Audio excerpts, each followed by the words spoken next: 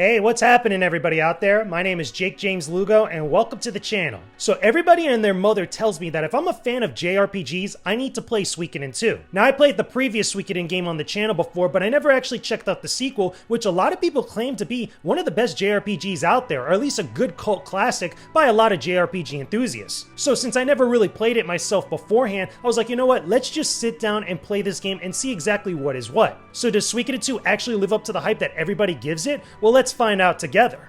Suikoden 2 came out for the original PlayStation in 1999 in North America, about 2 years after its predecessor. The game didn't have a good reception upon release, but has since garnered an audience over time. Some have even said that this is the best entry of the Suikoden series for various different reasons. So what's the story here? Suikoden 2 takes place years after the first game in the city-states of Joustin, a land being threatened with invasion from the Kingdom of Highland under the control and influence of one Lugo Blight. This guy is straight up bad news and absolutely despises Joustin, right down to the point of being straight up vicious. Look at this type of savageness that he does.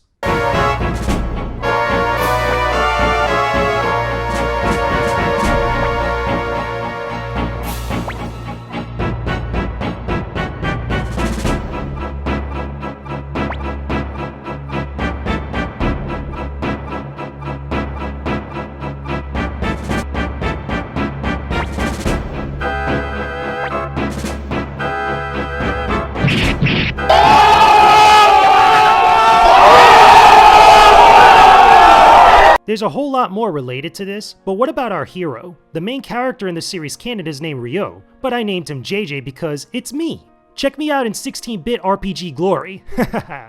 Anyway, the hero and his childhood friend Joey begin the story ignorant of many things within the world as they try to join the Highland army, but treacherous plans from Lugo Blight and the slaughter of the hero's unit sets them both on a path towards a greater destiny, one that will not only rip them apart, but make them cross paths with all sorts of characters and divine intervention that will impact the war and the lives of everyone in Joustin. It's a much darker and thought out story than the original Suikoden, with a lot of things going on. But does Suikoden 2 live up to the hype that so many JRPG enthusiasts have given it over the years? As I began to play over many hours, I hoped that it would. There's arguably a lot more grimmer moments throughout Suikoden 2's story that kind of give much more of a darker tone to this game compared to its predecessor. A lot of this is really due to Lugo Blight and how you feel about him as a character. He does a lot of crazy, treacherous things throughout the entirety of the story. Don't get me wrong, however, I do understand the appeal of him, especially if you're someone who really loves villains and stories, particularly in JRPGs. There's a lot of things that you're going to really dig about Lugo Blight. He just goes all out. He really becomes evil incarnate by the time we get to the climax of the story. The easiest comparison that I can make to Lugo Blight from Suikoden 2 would be Kefka from Final Fantasy VI or Final Fantasy III for some of you. In that instance, Kefka actually destroys the world, which is pretty crazy and villainous in of itself, but in Suikoden 2, Lugo Blight does a bunch of little things throughout the entirety of the story that really build him up as a big-time villain. They might not be as crazy as like actually destroying the world, even though he has like crazy ambitions of like taking over all this area and just like doing horrible things to people, but still, there's two different types of approaches to that villainous motif, and I really dig it. I think it's something that's really cool, and a lot of people that love villains are going to enjoy this character. With that being said, however, there are a couple other instances with Suikoden 2's story that feel a little bit more kind of like, extra filler compared to all the good stuff that's going on with the main plot. It felt like just in certain instances when you're dealing with certain plot points or interacting with certain characters or engaging with certain battles and events, it felt more like a filler episode for an anime as opposed to like actually progressing the main plot. I know that some people really resonate with a lot of the stuff going on with Suikoden 2's story, especially being a classic on the PlayStation 1, but I felt like some of the plot points or some of the other things that you get involved with, they kind of didn't need to be as long as they were. It just felt like they were just overextending the story just a little bit too much. But besides all the story stuff, what about Suikoden 2's gameplay? Is it as good, if not better, than the original game? Well, if I'm being honest, there's some good points about it, but there's also some bad points as well. The gameplay of Suikoden 2 is very similar to the previous game, which for the most part is a good thing. You can have a party of up to 6 characters in battle, which you can mix and match as you meet and recruit more characters on your journey. Combat is the same as before, including the team attacks and runes that you can equip and use for magical attacks, which look flashy and pretty cool. The difficulty of battles can fluctuate a lot, however, depending on your level and equipment that you have on hand. There's definitely some grinding involved at various points of the story, so you'll just have to deal with whatever brick wall you run into by defeating lesser enemies over and over again. Let me be clear here for a second. Grinding in JRPGs is not a bad thing, especially when it's done right. However, in Suikoden 2, I feel like it causes a little bit of a pacing problem, because there'll be instances where I'm progressing through the main story and not really have to grind whatsoever, or pretty much not at all, and I would be enjoying like going through the plot points and stuff, but then all of a sudden, smack right into a boss that's like a brick wall, and all of a sudden I have to grind for like almost an hour or two just to get over that little hurdle. Some people have said that you don't have to grind throughout all of Suikoden 2, and I don't necessarily agree with that. Mainly because that type of thing happened to me multiple times throughout my experience. The grinding itself, when you have to go out and find enemies just to farm EXP and get money and stuff, that in of itself is not bad. But when it happens at certain points where it just feels like it just comes out of nowhere, that is when it can get a little bit annoying, and I can totally understand if somebody gets a little bit frustrated with that. The reason why that becomes important to know, especially towards the middle and later portions of the game, is when you run into bosses that feel like they could be a little bit cheap, especially in certain instances when they're getting multiple turns against your entire party. There are times when I was in a boss fight where all of a sudden the boss would get like 2 or 3 and maybe even 4 extra turns and do this ability that just hits multiple party members, and then I have to scramble just to heal them up. And if you're not prepared for something like that, you're gonna get totally wiped out. But now the other thing that's important to the Suikoden series that we have to discuss is gathering all of the Stars of Destiny. Like before, you can recruit characters you come across in a number of different ways. These characters are also known as the Stars of Destiny. Obtaining them opens up more characters to have in your party and builds up your castle home base that you gain during the story. Sometimes finding people could be straightforward and simple, and at other times things could be a lot more complex and tedious. Regardless though, there's a total of 108 Stars of Destiny for you to discover and team up with. Although I was fine with most of the ways that you could discover characters, there were many that I had a lot of difficulty with. I had to use a guide to help me out in my playthrough, but even with that I had issues getting characters to join up with me more often than I thought. A lot of this was due to certain events just straight up not triggering when they were supposed to, and other events that required to be completed or even started beforehand, right before I could even attempt to get certain characters. This would sometimes happen to me after going about the steps I needed to do for a long time, only to find out that I did something to trigger another event that locked me out from completing things till later on.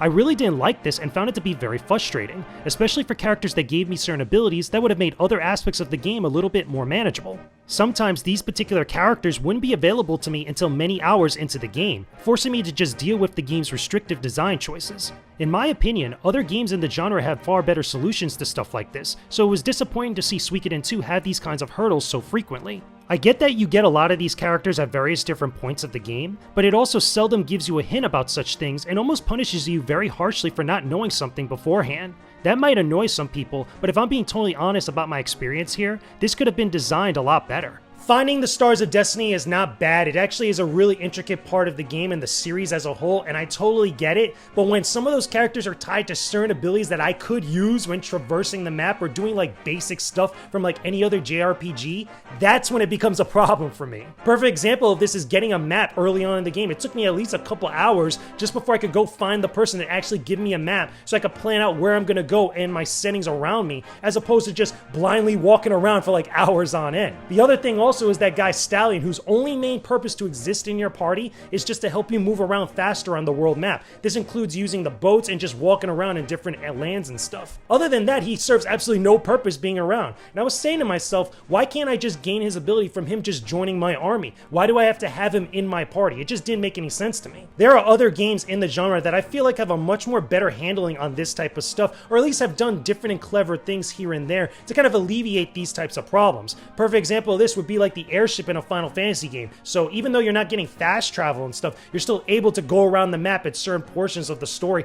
a little bit faster than what you could at the very beginning. And that leads me to the other thing too, the blinking mirror. What is it with the blinking mirror in the Suikoden series where it feels like you just can't use it in a town? You can't just use it to get around as easily and as quickly as one would actually think that its purpose is for. You have to wait till you get into the world map to actually use it, and then go find another person to help you get back to other towns that you visited before, even if you're like 30 hours into the game. This might not bother a lot of people out there, and some people might look past it, but I feel like it's a big issue because fast travel in JRPGs, especially ones that were released around the same time that Suikoden 2 came out, I feel like did this a lot better. Why is it that I have to go out into the world map to use the blinking mirror? Why can't I just use it in the town if I'm there? If it's in my inventory, why can't I just use it there? It doesn't make any sense to me. At the same time, why do I need to get another character to be able to fast travel to all the other towns I've been to when I'm so many hours into the game? It just just felt like it was an extra step that was really unneeded that just extended my game time overall. It's little things like that that just bugs me. I feel like you could shave off a good 5 to 10 hours of your game time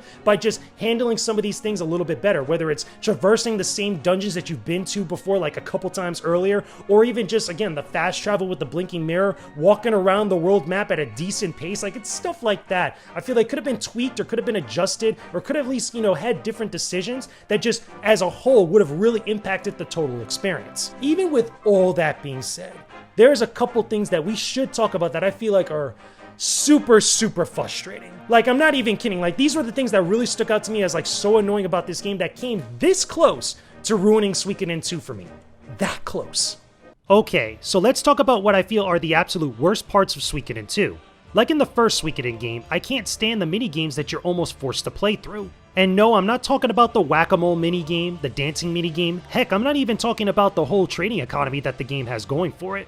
No, I'm referring to both the strategy war battles and the dice game. Yep, I can't stand either one of those things. I was very vocal about this and how I felt about each one of them over on my Twitter page, but let me elaborate here a bit more. I think that these two things are absolutely horrendous.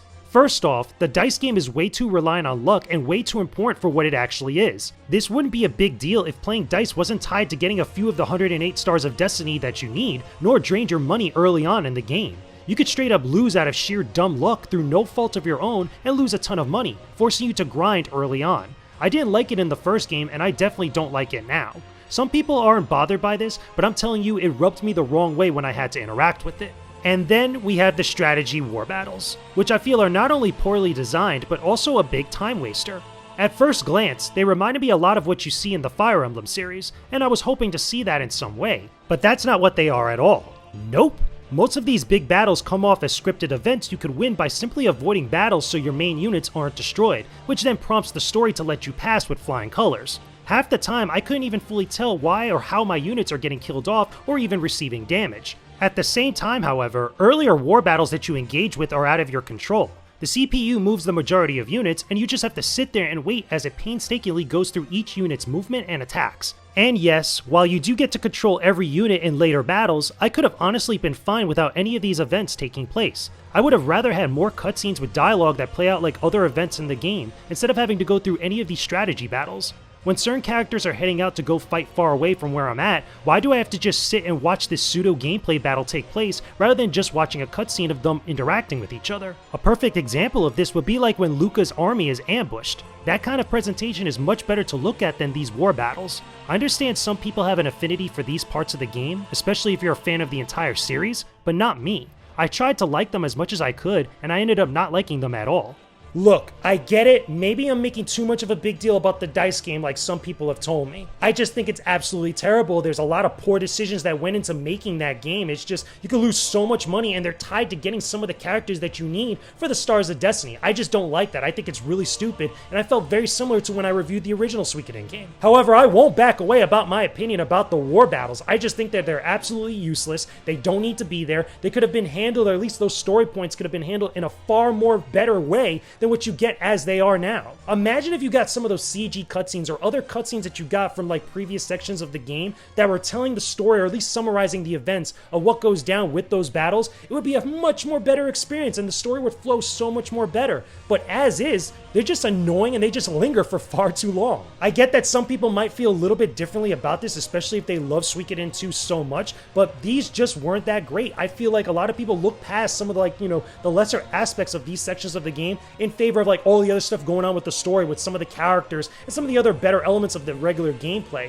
But this just stuck out to me way too much to ignore. I just felt like it was just that bad. So even after everything that I've said up to this point, did I still enjoy my time playing through Suikoden 2? Can I still recommend that you guys check it out? If I'm being straight up honest with all of you, I feel like this game is overhyped. It's not a bad game by any stretch of the imagination. It's not a terrible game compared to others in the genre or any other games that were released at the time. But there were stuff that did stand out to me that were some negatives that I feel like a lot of people overlook in favor of supporting a game that didn't have a big following back then. However, I still feel like there are some great aspects to Suikoden 2, including the story and some of the characters that I feel like are interesting enough for you to latch onto, as well as some of the traditional JRPG JRPG gameplay with the battles and exploring dungeons and stuff. I feel like that stuff is more of the better aspects about this game. If you're a fan of JRPGs and you want a game that you're going to spend a lot of time with and do a whole bunch of different stuff with and characters you're going to connect with, then I feel like you're going to get a lot of enjoyment out of playing through Suikoden 2. Anyway guys, those are my thoughts about Suikoden 2. Hopefully you enjoyed this review. I know that some of you out there really wanted me to talk about this game for quite some time. I really wish I enjoyed it a little bit more, kind of like what you guys do out there, but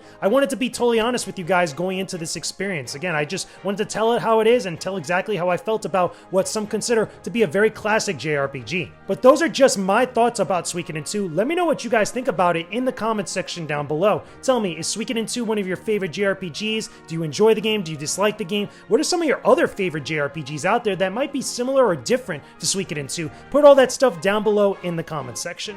Thanks for watching this video, everyone. Make sure you guys check out some of these other videos in the boxes after the credits, and don't forget to visit my Patreon page via the annotations for more exclusive content. And don't forget to subscribe to the channel as well. Peace out, and stay epic, everybody.